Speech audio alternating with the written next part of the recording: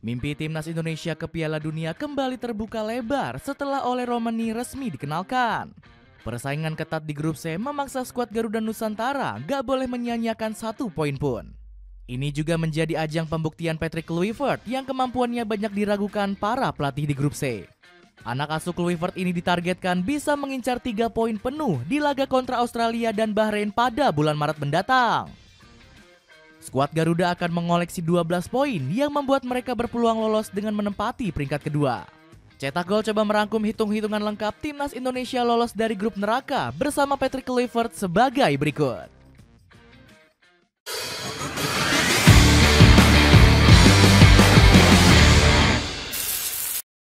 Ajang pembuktian Patrick Kluivert diremehkan Tony Popovic.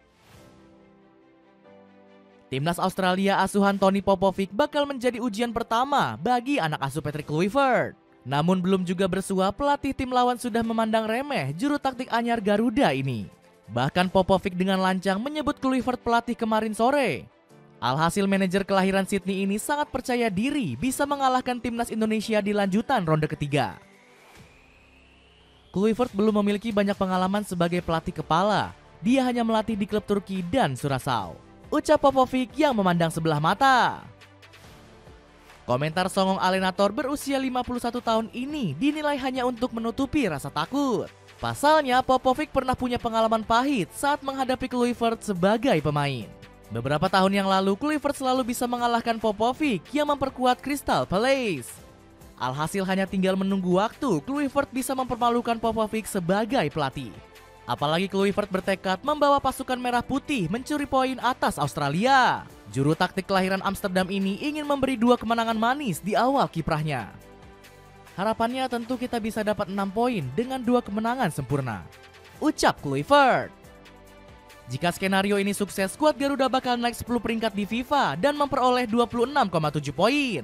Itu artinya Indonesia berpotensi bisa berada di ranking 117 dunia. Namun misi ini gak mudah lantaran skuad Kangguru dinilai lebih diuntungkan. Pasalnya Harry Souttar dan Kusiniengi sudah pulih dan Australia bakal tampil penuh di hadapan ribuan supporter mereka. Selain itu Australia juga sedang dalam performa terbaiknya. Skuad Kangguru gak terkalahkan dalam 3 pertandingan berturut-turut. Gak heran Popovic menyebut mengalahkan Indonesia bukan sesuatu yang sulit.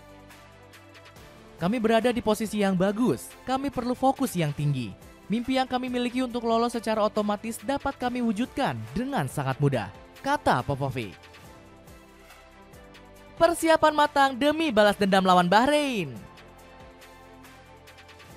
Setelah menghadapi Australia, timnas Indonesia akan menjamu Bahrain di tanggal 25 Maret. Laga ini wajib dimenangkan oleh anak asuh Patrick Kluivert demi menjaga asal lolos ke Piala Dunia. Gak heran pelatih asal Belanda itu dengan sigap melakukan persiapan yang matang. Kluivert dikabarkan sudah memanggil 30 nama pemain untuk segera diseleksi. Menariknya, ex-striker Barcelona itu menyertakan beberapa nama pemain buangan di era Shin Taeyong. Pasalnya Kluivert turut mengundang Elkan Bagot, Stefano Lillipali, dan juga Mark Locke. Hal ini dinilai wajar karena pelatih 48 tahun itu ingin menurunkan skuad terbaiknya. Apalagi duel panas ini akan menjadi ajang balas dendam bagi Rizky Ridho dan kawan-kawan. Pasukan Merah Putih masih menyimpan amarah karena dicurangi Bahrain pada pertemuan pertama. Bahkan Federasi The Pearl Divers juga sempat melayangkan gugatan untuk bermain di tempat netral. Namun permintaan tersebut langsung ditolak AFC selaku induk sepak bola tertinggi di Asia. Pihak konfederasi sudah memutuskan timnas Bahrain akan melawat ke Stadion Gelora Bung Karno.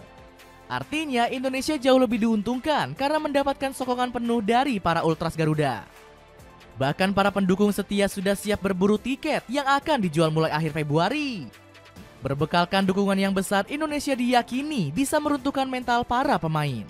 Apalagi anak asuh Dragan Talajik dirugikan dan merasa dipermainkan oleh AFC. Pasalnya federasi tertinggi sepak bola Asia ini malah memberikan jadwal bermain yang lebih malam. Media Irak yakni Irak Football Podcast bahkan menyebut tim Mutiara Teluk sebagai pengecut. Benar-benar lelucon, Bahrain tidak pantas mengunjungi Indonesia dan disambut oleh negara dan orang-orang yang begitu cantik. Kerugian bagi mereka, tulis Irak Football Podcast. 3 poin tentunya menjadi harga mati untuk pasukan Garuda Nusantara. Bagaimana tidak, anak asuh Patrick Kluivert akan mendapat tambahan poin sangat besar, yakni 16,89 angka. Itu artinya Indonesia akan mengoleksi 12 poin dan diprediksi duduk di peringkat kedua grup C. Dengan catatan Indonesia bisa mengalahkan Australia di pertandingan sebelumnya. Selain itu, Arab Saudi dan Bahrain harus gagal memperoleh 6 poin di 2 pertandingan. Hasil ini nggak mengganggu posisi skuad Garuda meskipun Australia menang atas timnas Tiongkok. Balas dendam kalahkan timnas Tiongkok. Perjuangan timnas Indonesia demi meraih tiket lolos ke Piala Dunia 2026 gak berhenti di bulan Maret. Jadwal berat sudah menanti anak asuh Patrick Kluivert di bulan Juni melawan Tiongkok. Laga ini diprediksi akan menjadi momentum kebangkitan untuk pasukan merah putih. Alasannya, tim naga sedang berada dalam kondisi pincang karena berpotensi ditinggal pemain naturalisasi. Fernando ngambek setelah kompensasinya nggak dibayarkan oleh klub Shandong Taishan. Menurut kabar yang berseliweran, beban gaji naturalisasi asal Brazil itu mencapai 2 juta euro. Bahkan dirinya mengancam bakal pensiun dari timnas kalau keinginannya nggak dikabulkan. Sementara Branko Ivankovic malah meremehkan kekuatan timnas Indonesia. Dalam konsep tradisional setiap orang, kekuatan timnas Indonesia tidak setingkat Cina. Tampaknya kekuatannya lebih buruk dari tim Cina, ungkap pelatih asal Kroasia ini. Di sisi lain, Patrick Kluivert bisa memanfaatkan kesempatan ini untuk menyumpal mulut besar Ivankovic. Ex-pelatih timnas Curaçao ini punya misi balas dendam usai ditumbangkan di pertemuan pertama. Kluivert bisa mengambil pelajaran dari kekalahan dan gak melakukan eksperimen ekstrim. Sang pelatih bisa mengambil formasi aman menurunkan pilar-pilar penting sebagai starting line up. Kesalahan besar di era Shin Tae-yong yang gak menurunkan pemain inti gak boleh terulang lagi. Kluivert pun harus berani mengarahkan para pemain untuk tampil all out sejak menit awal. Seandainya bisa meraih poin penuh, Indonesia bisa terus menempel Jepang yang berada di peringkat pertama. Skuad Garuda berhak menempati peringkat kedua dengan perolehan 15 poin. Jalan Indonesia menuju ke Piala Dunia 2026 hampir bisa dipastikan di titik ini. Apalagi tim Samurai Biru bisa mengalahkan atau menahan imbang Australia di pertandingan lain. Mati-matian menahan kekuatan timnas Jepang. Timnas Indonesia harus menutup kualifikasi ronde ketiga dengan pertandingan penuh tekanan. Pasalnya, Marcelino Ferdinand dan kolega harus kembali berhadapan dengan Jepang yang sedang superior. Tim Samurai Biru sudah menyiapkan tempat spesial untuk menjamu pasukan Garuda Merah Putih. Pasalnya laga away ini akan digelar di Stadion Suita milik klub Gamba Osaka. Padahal anak asuh Hajime Moriyasu terbiasa menggunakan Saitama Stadium untuk berlaga di ronde ketiga. Meski begitu, antusiasme para supporter timnas Jepang diprediksi akan menjadi momok besar. Apalagi para pendukung tim Samurai Biru selalu terlihat memenuhi stadion di setiap laga kandang. Tekanan tersebut pernah dirasakan Myanmar yang digilas 5 gol tanpa balas di Stadion Suita. Warna biru diprediksi bakal memenuhi stadion berkapasitas 40.000 penonton tersebut. Selain itu, skuad Negeri Matahari Terbit juga tampil dengan kekuatan penuh.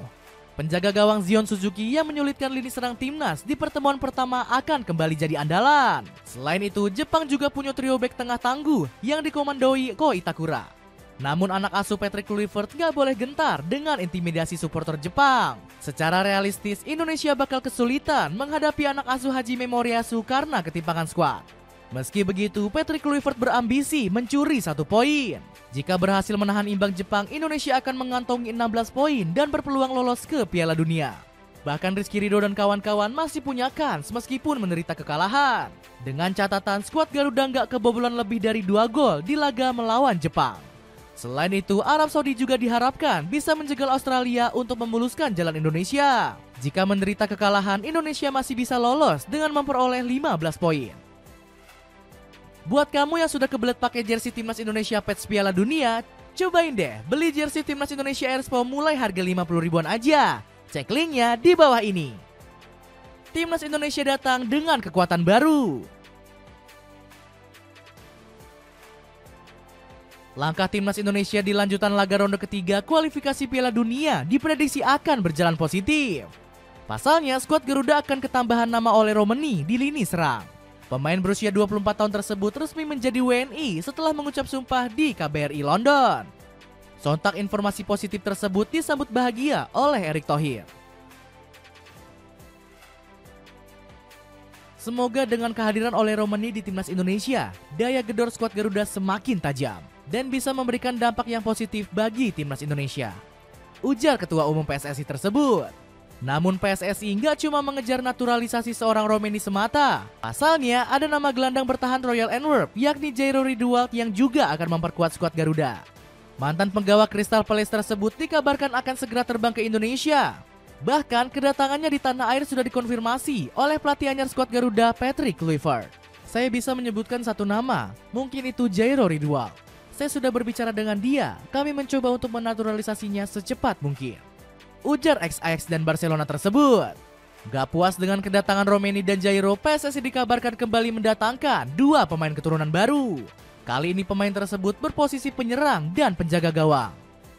Kabar ini didapatkan dari seorang YouTuber yang punya koneksi langsung ke pengurus PSSI Yusa Nugraha. Ini info A1 saya dengar dari pengurus PSSI. Kabarnya ada dua pemain lagi yang potensial diurus di akhir Februari atau awal Maret 2025.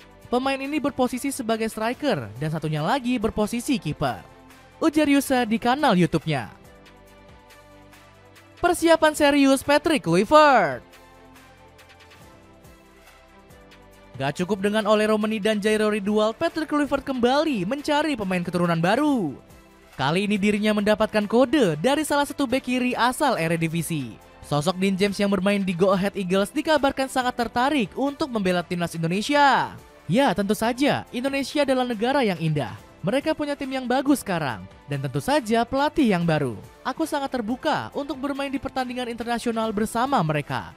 Ujar pemain berusia 24 tahun tersebut. Selain Dean James, nama Robin Mierissola juga mencuat menjadi salah satu calon yang bisa dinaturalisasi. Striker muda ini kini menjadi penggawa utama bagi Jong KRC Genk di Liga 2 Belgia. Pasalnya Mierissola berhasil membukukan 7 gol dan 3 assist dari 19 pertandingan.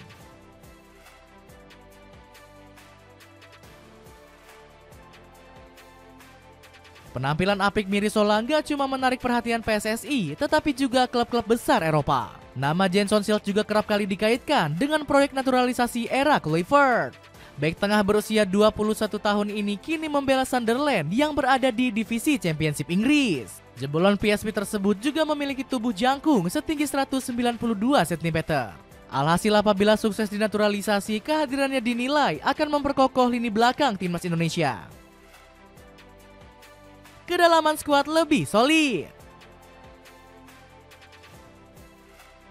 Kehadiran para pemain keturunan baru menjadi angin segar bagi timnas Indonesia.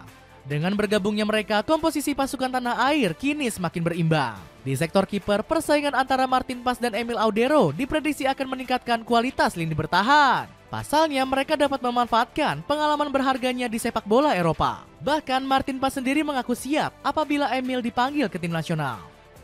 Tentu siapapun yang mau datang dan bermain untuk Indonesia akan saya sambut. Saya rasa jika bermain untuk Indonesia tidak ada ego yang terlibat. Ujar penjaga gawang FC Dallas tersebut. Selain itu, di sektor bek juga akan semakin kokoh jika nanti Jason Schilt sukses dinaturalisasi.